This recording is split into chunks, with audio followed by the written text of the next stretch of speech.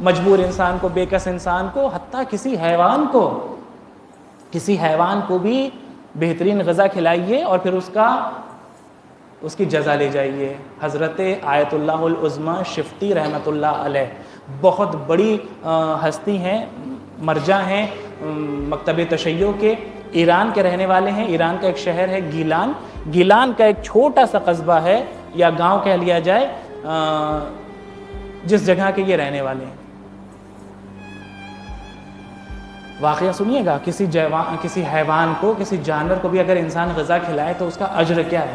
آخرت میں تو جو اللہ نے اجر رکھا ہے وہ رکھا ہے، کسی بھوکے کو کھانا کھلانا۔ دنیا میں اجر سن لیجئے، آیت اللہ شفت اس گاؤں کا نام تھا جہاں کے یہ رہنے والے تھے۔ یہ اپنے زمانے کے معذرت ایک ایسے مجتہد تھے جو، یعنی مجتہد کے بعد بہرحال رقوم شرعی ہوتی ہے، لوگوں کی مدد کرتے ہیں اور اچھی دولت ہوتی ہے ان کے پاس، لیکن یہ واحد ایسے مجتہد تھے جن کے پاس خود کی دولت بہت زیادہ تھی، بہت رئیس اور بہت مالدار مجتہد تھے۔ اپنی دولت اس معنی سے کہ مان لیجیے جس چیز میں بھی پیسہ انویسٹ کرتے تھے اس میں بہت برکت ہوتی تھی، ان کے کاروبار بہت بڑھتے چلے گئے۔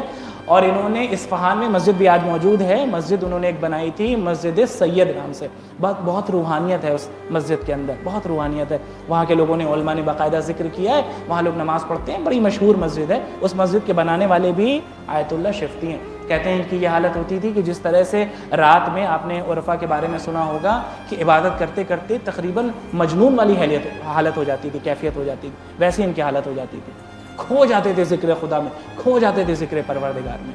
لوگوں نے ان سے پوچھا کہ قبلہ آپ اس مقام تک کیسے پہنچے؟ بہرحال مولوی ہیں، مولوی کی کیا استطاعت ہے، مولوی کی کیا حالت ہے، آپ سب جانتے ہیں۔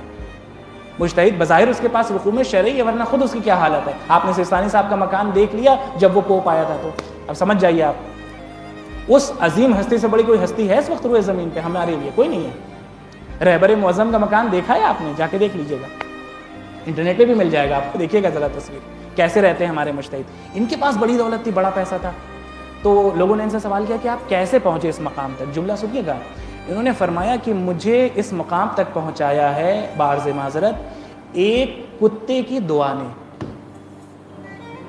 اب میں لفظ بھی آپ کے سامنے ممبر پہ استعمال کرتے ہوئے تھوڑا سا، بہرحال اب اللہ کی مخلوق ہے لہذا میں نام لے رہا ہوں، ورنہ چونکہ نجس العین جانور ہے۔ ایک کتے کی دعا نے مجھے اس منزل تک پہنچایا ہے۔ آغا اتنی بڑی ہستی، اتنے بڑے مجتہد، کیسی باتیں کر رہے ہیں آپ؟ ایک کتے کی دعا؟ کہتے ہیں بالکل۔ میں نجف اشرف میں طالب علم تھا، واقعہ سنی اور میں نے مجلس مکمل کی۔ کہتے ہیں میں نجف اشرف میں طالب علم تھا اور قصب فیض کر رہا تھا، علم حاصل کر رہا تھا، لیکن وہ زمانہ تھا کہ بہرحال مشکلات تھیں اور حوزے میں تو بہت مشکلات تھیں، پیسوں کی مشکل ہوا کرتی تھی، اور ہمارے لیے پیسے ایران سے آیا کرتے تھے، ایران سے۔ لیکن وہ آج کا زمانہ تو تھا نہیں، وہ پے ٹی ایم اور تمام تر چیزیں تو تھی نہیں کہ پیسے یہاں سے وہاں ٹرانسفر ہونے لگے۔ تو کہا ہمارے یہاں پیسہ کیسے ادھر سے ادھر آتا؟ کبھی کوئی زائر آتا تھا ہمارے علاقے سے تو پیسے لے آیا کرتا تھا۔ خلاصہ یہ ہو گیا تھا کہ میرے پاس پیسے بالکل نہیں بچے تھے، میں تنگ دست ہو چکا تھا، خالی ہاتھ ہو چکا تھا، اور یہ نوبت آ گئی کہ میں بھوکا بھی تھا اور پورا ایک دن گزر گیا تھا، میں نے کچھ بھی نہیں کھایا تھا، لیکن اب مجھ سے بھوک برداشت نہیں ہو رہی تھی۔ تو میں نے اپنے کسی دوست سے، اپنے عزیز سے کچھ پیسے قرض لیے کہ میں کسی طریقے سے اپنے بھوک کا علاج تو کروں، ورنہ میں کیسے پڑھائی کر پاؤں گا، کچھ بھی کر پاؤں گا۔ تو اپنے بیٹے سے، اپنے دوست سے کچھ پیسے لیے، اور پیسہ لینے کے بعد پھر یہ بازار میں آئے۔ آنے کے بعد انہوں نے گوشت کا سالن خریدا اور روٹی خریدی اور گھر کی طرف آنے لگے۔ کہتے ہیں جیسے ہی میں گھر آنے لگا، میں نے دیکھا کہ راستے میں ایک کتا تھا جو بھوک اور پیاس کی شدت سے اس کا یہ عالم تھا کہ بس اب اس کے جسم سے جان نکلنے ہی والی تھی، بالکل جان نکلنے والی تھی اس کے جسم سے، طاقت نہیں تھی اس کے جسم کے اندر کی تڑپ پاتا، لیکن دیکھ کے سمجھ میں آ رہا تھا کہ اب بھوک اور پیاس کی شدت بہت زیادہ اس کے اوپر ہو چکی ہے۔ کہتے ہیں مجھ سے دیکھا نہیں گیا، تو میں نے روٹی اس کے دہن تک پہنچائی، لیکن وہ روٹی کھانے کی بھی حالت میں نہیں تھا، پیاسا بھی تھا۔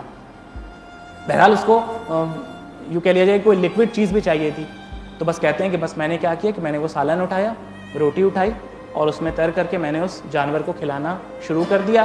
وہ بھی بھوکا تھا، اس کے اندر رمق بھی آنے لگی، جان بھی آنے لگی، میں نے محسوس کیا، اور میں نے پورا کھانا اس کو کھلا دیا، یہ سوچ کے کہ اگر اسے کھانا نہ ملا تو یہ تو مر جائے گا، لیکن میں ابھی زندہ رہ سکتا ہوں، میرے اندر ابھی حیات ہے، میں ابھی مرنے والا نہیں ہوں۔ کہتے ہیں کہ میں نے پورا کھانا اس کو کھلایا، میں واپس چلا آیا، اور چند مہینے گزرے ہوں گے، کہتے ہیں چند مہینے گزرے، ایک شخص میرے اپنے وطن سے، یعنی جہاں کے یہ رہنے والے تھے، شفت کے، گیلان کے، کہتے ہیں وہاں سے ایک شخص آیا اور آگے کہنے لگا کہ وہاں کے سب سے بڑے بزنس مین کا انتقال ہوا, جو اس علاقے کا سب سے بڑا تاجر تھا, بزنس مین تھا, اس کا انتقال ہوا ہے, اور اس نے وصیت کی ہے کہ میری جائیداد کا 1/3 ایک سوم حصہ آیت اللہ شفتی کے حوالے کر دیا جائے. شرعی رقم نہیں ہے, ان کے حوالے کر دیا جائے, جہاں چاہے خرچ کریں, جیسے چاہیں خرچ کریں, میری پوری جائیداد کا ایک سوم حصہ, وہ جیسے غریب انسان کی جائیداد نہیں ہے, بہت بڑے بزنس مین کی جائیداد ہے. کہتے ہیں کہ جیسے ہی لوگوں نے مجھے آ کے بتایا اور وہ تمام تر دستاویز اور ساری چیزیں لا کے دینے لگے کہ یہ تمام تر رقوم آپ کی ہے, میں نے کہا یہ بتاؤ کہ اس شخص نے وصیت کب کی تھی؟ کہا آغا فلاں روز کی تھی, اتنے بجے کی تھی. کہتے ہیں میں نے حساب لگایا, جس وقت میں اس جانور کی بھوک کو ختم کر رہا تھا اسی وقت وہ تاجر میرے لیے وصیت کر رہا تھا. غور کر رہے ہیں آپ؟ لیتہ کانا کاملا, کاش وہ مکمل ہوتا, کسی انسان کو کسی